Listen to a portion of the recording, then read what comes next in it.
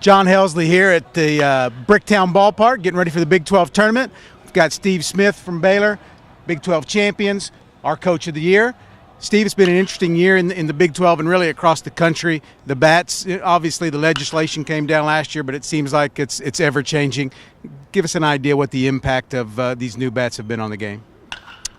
I may be a bit biased, but I think the impact's been great. I think that it has allowed for a lot more interesting game. I think it allows for players to showcase a lot more of their skills. It's not just about the big guy, hitting the ball over the fence anymore. The bunting game, the running game, the hit and run game, bat control, not striking out. All those things are just so much more relevant now than they were a couple of years ago. I think for coaches, I think it's a much more interesting game.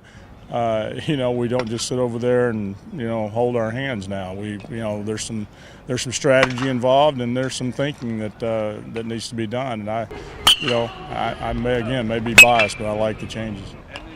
Steve, how about on the recruiting trail? Has this maybe opened things up for more of a variety of a style of player? Yeah, I think for sure on the pitching side. You don't need a guy anymore with just overpowering stuff or a guy that's a big strikeout guy. The kid that can pitch and miss the barrel, he doesn't have to miss the bat anymore. That he's got a chance, and I think it's we got two of them, in TURLEY and Blank, and neither one of them are power guys, and the power guy's that's always gonna be a valuable guy to have. But in high school, you could obviously tell there's a huge difference. Small ball definitely comes more into play, scoring runs, not a lot less 4 or 5 run innings, more like 1 run or 2 run innings. So small ball is huge now, and the bats aren't as good. I'm really not sure what the difference is. I think one of the biggest things was the sweet spot's not quite as big, which can affect, if you just miss a pitch a little bit, whereas it used to probably go out, it's probably not going out anymore. BBCOR bats, it's interesting. Coming from my freshman year, playing with the other bats, you've had to change swings up, more averages. Averages are going up. It's just something you got to deal with, though. You're still going to have your occasional cheap hits, but it's definitely not the same as the old metal bats. That's really what we've kind of, as a pitching staff this year, that's kind of what we've been focusing on. It's just pounding the strike zone, not giving up walks, because that's what really costs us. So,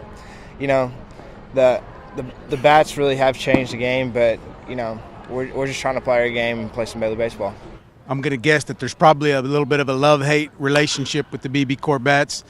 The hitters probably not so crazy about them, but the pitchers love them.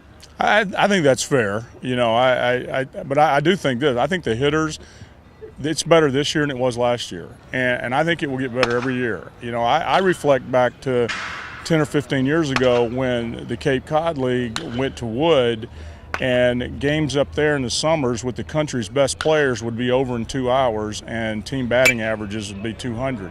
That day's long gone. The guys up there now, you go to the Cape, and it's the same game as we play with the metal. They can hit, and I just think that the more that kids swing them, the better they'll get. It's gone down to the high school level now, so the guys it's not going to be a shock to them when they get here.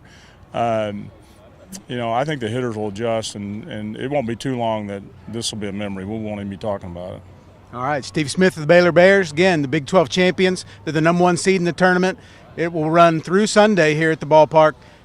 Stay with newsok.com and the Oklahoman for all the news of the tournament.